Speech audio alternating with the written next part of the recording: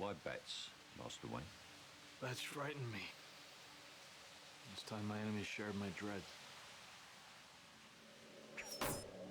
I first became interested in taking on Batman when I heard that Warner Brothers was looking to renew and reinvent the franchise.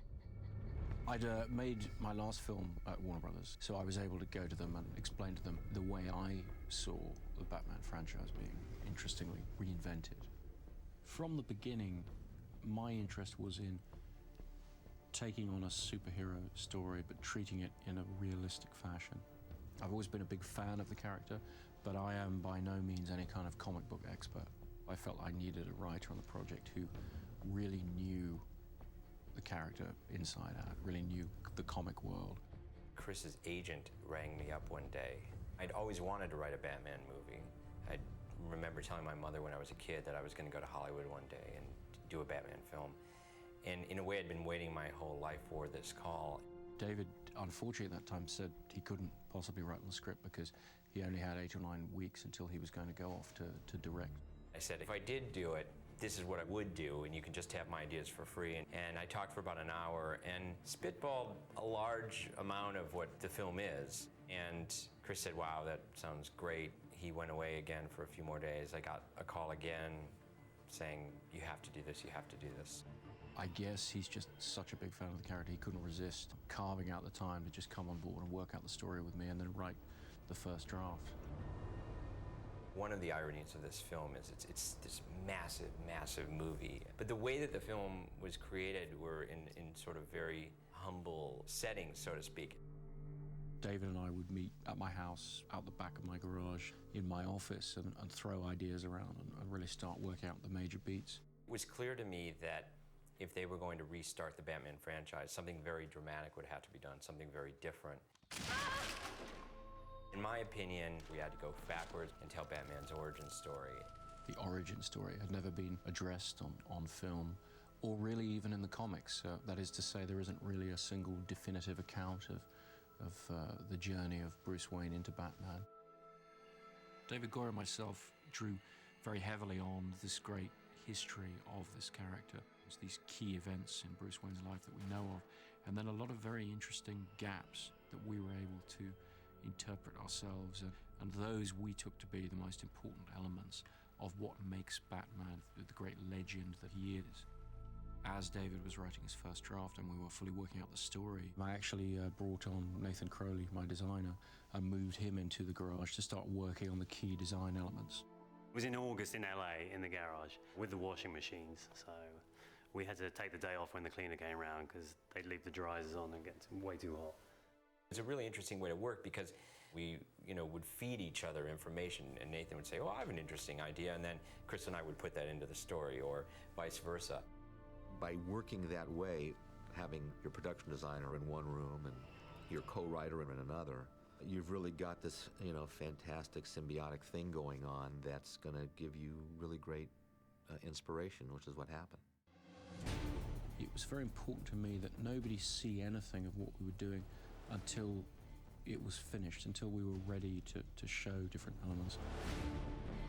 We are used to working on films where you're fighting to let people know about your film. On this, we were fighting to, keep it all under wraps. We had a fake name for the project that Chris came up with called the Intimidation Game, and all the documents, all the contracts, the scripts, things like that were the Intimidation Game. And it had nothing to do with the title of the film, but people ended up thinking it was the title of the film, which was all a little bit strange. After we finished the script, no photocopies were made for the executives at Warner Brothers. They came to Chris's house and sat in that same garage. They brought in some couches and read the script there. That initial stage where you're getting to really let your imagination run free and really explore ideas is one of the most fun parts of the filmmaking process. You're really trying to think and design and dream on the grandest scale imaginable. It was important for me in the case of this project to figure out who was going to be putting that cowl on before we really nailed down the script. There are a lot of people that would make a good Batman, or there are a lot of people that would make for a good Bruce Wayne, but we couldn't find a lot of people that we thought could do both. The first half of our film takes place before Bruce puts on the costume for the first time. It was important to us that the audience be really invested in Bruce Wayne and not just marking time anytime he was on screen until he would put on the cape and the cowl. Christian was the first actor I met with, actually, and it was clear to me, looking into his eyes, that this is somebody who can make you believe in the possibility of somebody devoting their life to something this extreme. Christian was driven enough to want to be involved with the project that he was prepared to take a lot of things on trust in terms of what I was intending to do with the project, because when I first met him, the script hadn't been written yet.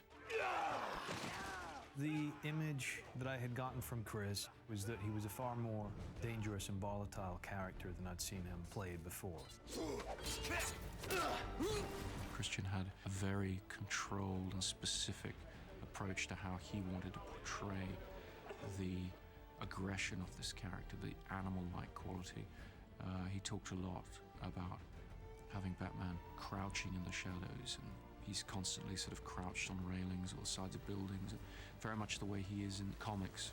You just couldn't pull it off properly unless you became a beast when you were inside of that suit. When I first met Christian, he was extraordinarily thin, having lost an enormous amount of weight for The Machinist, which he was about to go off and shoot. He did call me and say, well, you know, how do you look right now, you know? Like, how am I gonna seriously be able to suggest to Warner Brothers that you could play Batman ever if, you know, you're that skinny? He then proceeded to put on a lot of weight in muscle terms and really try and bulk up, because I had impressed upon him the idea that for Bruce Wayne to really fill that suit, he was going to have to be very, very large. I was just stuffing my face all day long and lifting heavy weights and eating more, and eventually went up to like 220 pounds. I hadn't met Christian, and I was expecting to meet this bag of bones. And I went, oh my God. I had just listened to what he said about get as big as you possibly can. So that's what I did, you know? But I was kind of like a bear. I wasn't really like a martial arts, you know, guy all lean and ripped and everything like that. I had to very sort of gently suggest to him that he you know, cut down a bit. I could see the look on Chris's face, you know? He looked at me and it was like, oh, Christ. What has this guy done? There was a moment where he was really big and we were thinking, God, is he gonna fit the bat suit? Is it, you know, how is this gonna work? It was a moment of panic where I realized, oh, crap, you know? I took Chris at his exact word about get as big as you can, but he didn't really think I was gonna get that big. A number of the crew I'd worked with on previous movies, they looked at me and they were like, bloody hell, Chris, what are we doing here? Fat Man or Batman? And so I realized, okay, that's not what he had meant. So I had to then try and lose a lot of weight. We worked on his stamina and built his muscle tone so we could bring his body back up to being what it needed to be for Batman. And Christian knew anyway, because he was such a focused guy. He knew his own body.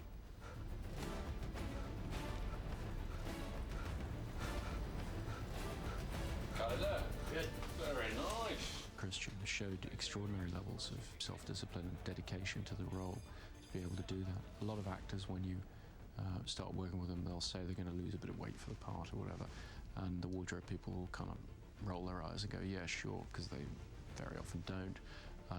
And I had to warn the wardrobe people on this film that he was actually going to do what he said he was going to do.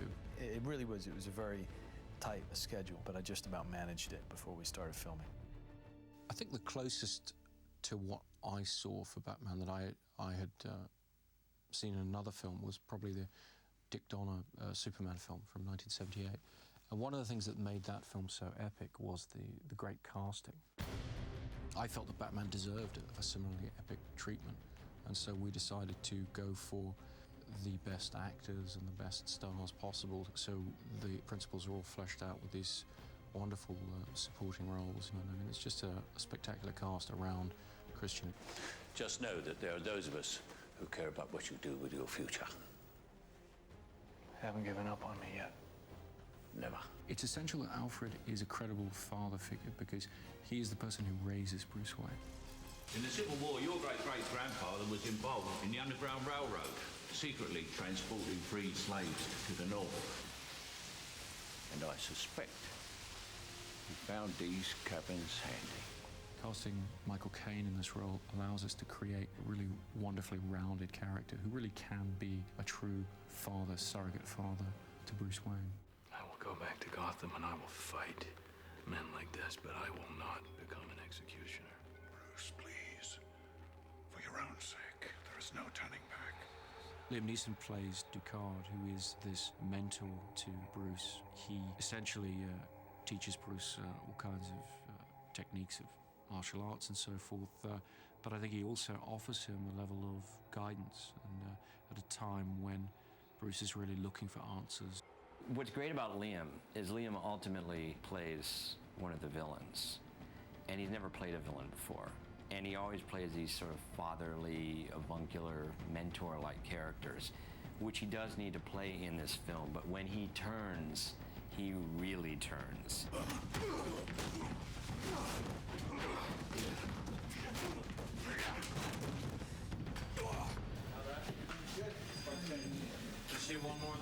We first talked about the character of Lucius Fox. I said to Chris, well, the only person that can play this is Morgan Freeman. We felt it was important to connect Bruce's assembling of the tools to become Batman, and Lucius Fox helps him in his quest to become Batman without ever knowing exactly what Bruce's quest is. Look, Mr. Fox. Yes, sir. If you're uncomfortable... Mr. Wayne, you don't want to tell me exactly what you're doing when I'm asked. I don't have to lie. But don't think of me as an idiot. Fair enough. He knows there's something going on, but there's a sort of interesting unspoken understanding between the two men. Gary Oldman was an idea that Chris had, and he doesn't seem like the obvious choice given some of the roles he's played. I think Gary Oldman has never really played such a wholesome character. He's played a lot of bad guys, Gary, but he is a chameleon, and he inhabits the role of Gordon. The really cool thing about Gary Oldman's performance in Batman Begins is that if you look at Frank Miller's Batman Year One and the depiction of Gordon in that comic, that's exactly what Gary did. I look at Gary in the movie and I don't even think of him as Gary Oldman. He just seems like Gordon. It was important for us to have a person who was close to Bruce from childhood, knew him before all of these things went wrong. Rachel, who's played by Katie Holmes, is a very strong character in her own right, and she's not at all the damsel in distress.